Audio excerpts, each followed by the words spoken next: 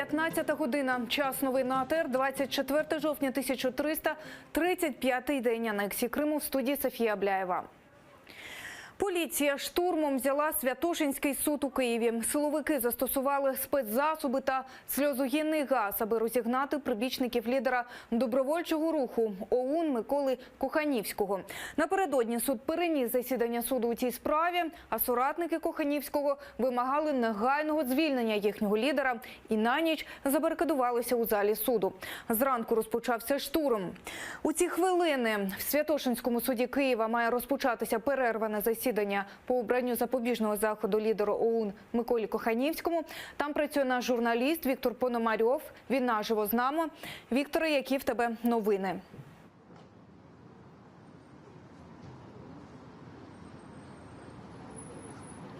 Так, власне, о 15-й годині мало б початися судове засідання з обрання запобіжного заходу для лідера ОУН Миколи Коханівського, але наразі його ще тут немає.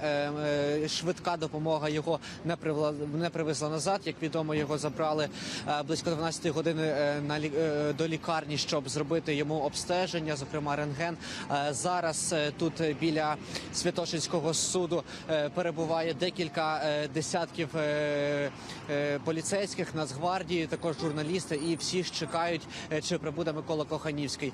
Його адвокати в спілкуванні з нами повідомили, що він налаштований на те, щоб все ж таки прийти на судове засідання і щоб воно відбулося. Ми продовжуємо залишатися тут, слідкувати за розвитком подій. Дякую. Це був наш Віктор Пономарьов. Ми слідкуємо за розвитком подій щодо обрання запобіжного заходу Коханівському. Згодом будуть подробиці. Команда Міхеїла Саакашвілі готує силовий переворот. Про це заявив генпрокурор Юрій Луценко на Раді регіонального розвитку. Прокурор заявив, що коли Саакашвілі ще керував Одещиною, він оформив дозволи на проживання в Україні 20 грузинам. Саме вони наразі його охороняють і начебто готують переворот в країні.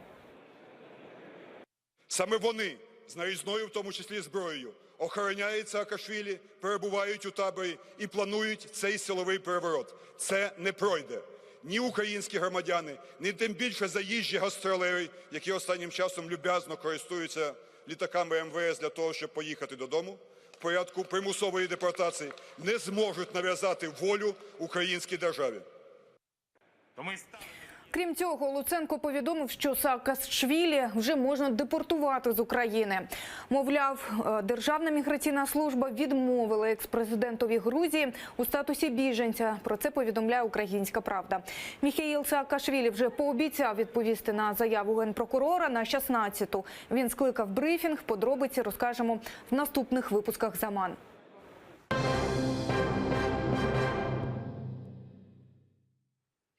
В Криму підконтрольний Кремлю уряд півострова призначив нового голову Державного комітету у справах міжнаціональних відносин і депортованих громадян. Ним став Ленур Абдураманов. Він раніше керував сектором міжнаціональних відносин в окупаційній адміністрації Феодосії. Донедавна пост глави Держкомнадса обіймав Заур Смирнов, колишній член Меджлісу, який після анексії перейшов на бік окупантів. Минулого тижня Смирнова попросили залишити посаду. Вони раділи приходу Путіна в Крим, а нині прокремлівський режим викинув їх з власних осель. У селищі Семіїз, це в окупованій Ялті, Міністерство оборони Росії виселяє 4 родини з дітьми на вулицю. Пропонують їм залишитися на вулиці під відкритим небом, а на місці їхніх осель планують розпочати забудову. Деталі в нашому сюжеті. Люди живуть 40-50 років, тут вже 3 покоління змінилося. Діти маленькі, грудні. Це відео опублікував кримчанин. В цьому дворі живуть 4 родини, у 3 подружжя немовлята. Люди кажуть, живуть тут здавна, на своїй оселі мають усі необхідні законні документи. С 81 года здесь живем, еще с Союза. Получается, при Украине мы тоже жили более-менее. С приходом в Россию мы исчезли из всех документов. Житло Олени залишилося у спадок від батьків. Їм за Радянського Союзу видали ордер на квартиру як співробітникам військового санаторію.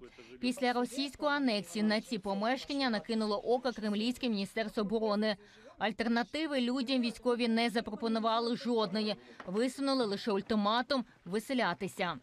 Они считают, что здесь сараи, что мы здесь живем незаконно, что мы просто шли и решили здесь вдруг пожить. Они нас отсюда выгоняют, они прям так на суде, их представитель, их юрист так прям на суде и заявлял. Тот санаторий, там, та территория, она работает всегда круглогодично, наша территория не работает уже много лет. Территория готовится под застройку. Будинки межують з території військового санаторія. Міністерство оборони хоче перевести їх на свій баланс. Жителі впевнені, державний акт на землю, де стоять їх оселі, підробка. Главы Сибирского поссовета Николая Григорьевича Макаренко никаких действий по выдаче государственного акта военному санаторию произведено Сибирским поссоветом не было. Мало того, по факту подделки документов Сибирский поссовет подавал в следственные органы представление о возбуждении уголовного дела. Ці люди не приховують. У 2014-му раділи анексії Криму та підтримували політику Росії. Я сам и на блокпостах стоял, и принимал участие в митинге в Ялте за Россию. Однак обіцяні блага від окупаційної влади не лише не побачили, тепер навіть не знають, де доведеться жити. Напередодні у них навіть відключили воду. Сподіватися ж на пошуки справедливості у суді прокремлівського режиму годі. Ільвіна Сидбулаєва, Заман, АТР. Росіяни намагаються розширити зону окупації за рахунок Херсонщини. Окупанти зазіхають на акваторію Сивашу. Про це заявив представник президента України в Автономній Республіці Крим Борис Бабін. Як доказ, чиновник навів нещодавний скандал, коли два російських прикордонних катери заплили у затоку Сиваш і забрали сітки з риби українських рибалок. Аби приховати факт крадіжки, росіяни через свої ЗМІ звинуватили українців у браконьєрстві. Хоча українські рибалки з ліцензіями згідно міжнародних домовленостей мають законне право ловити рибу у всій акваторії Азовського моря та Сивашу, тож вони не могли порушити жодних водних кордонів. Вилучили з води законно там розташовані засоби лову разом із рибою. І після того, як українські прикордонники наблизилися до них, вони втекли на тимчасово окуповану територію АРК. Свободу Сенцову. Банери з вимогою звільнити українського режисера з російської колонії вивісили у вежі Трампа у Нью-Йорку. Організувала акцію учасниця групи Pussy Riot Марія Альохіна.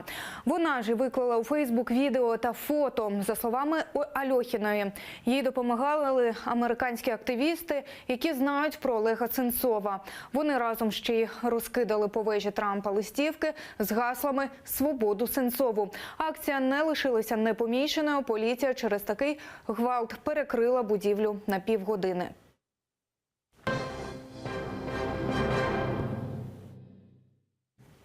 У Росії безвісти зникли двоє українських туристів. Зв'язок з ними перервався біля Ростова-на-Дону. 25-річний Олександр Бабінець і 28-річний Сергій Велєв 2 місяці подорожували автостопом. Хлопці з України через Росію дісталися Казахстану, потім знову повернулися до Росії через Дагестан, Чечню і Північну Осетію, потрапили до Грузії. Наприкінці вересня українські туристи вирушили додому знову через Росію. 7 жовтня вони востаннє вийшли з родичами на контакт і зникли без сліду. Нині українські правоохоронці готують запит до Інтерполу про оголошення зниклих хлопців у міжнародний розшук. Український консул відвідав Павла Гриба, якого утримують в СІЗО російського Краснодара. Зустріч тривала близько години. За словами дипломата, на вимогу адміністрації слідчого ізолятора він спілкувався з українським бранцем російською мовою і під запис. Павло Гриб через вроджену хворобу потребує щоденного специфічного лікування. Як він сам розповів консулу, російські лікарі прописали йому 2 препарати, але від їхнього прийому стан здоров'я не поліпшується. 19-річного Павла Гриба російське ФСБ ще в серпні викрала на території сусідньої Білорусі. Щойно хлопець перетнув кордон. Кілька днів про його долю нічого не було відомо, і лише згодом родичі дізналися, що Гриба перевезли до Краснодарського СІЗО. ФСБ звинуватила хлопця у тероризмі.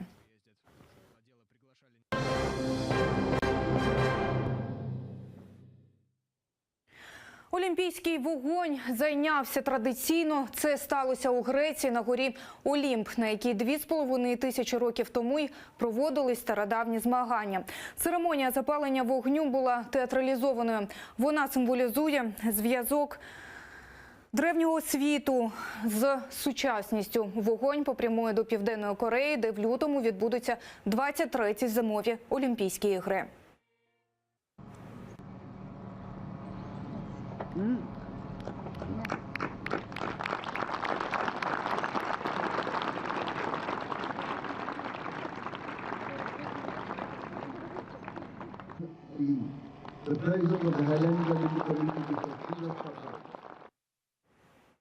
Наразі це всі новини. Аби знати більше, дивіться наступний випуск «Заман» о 16-й. Далі на АТР інформаційна програма «Бугунь». Гарного вам вівторка і залишайтеся з нами.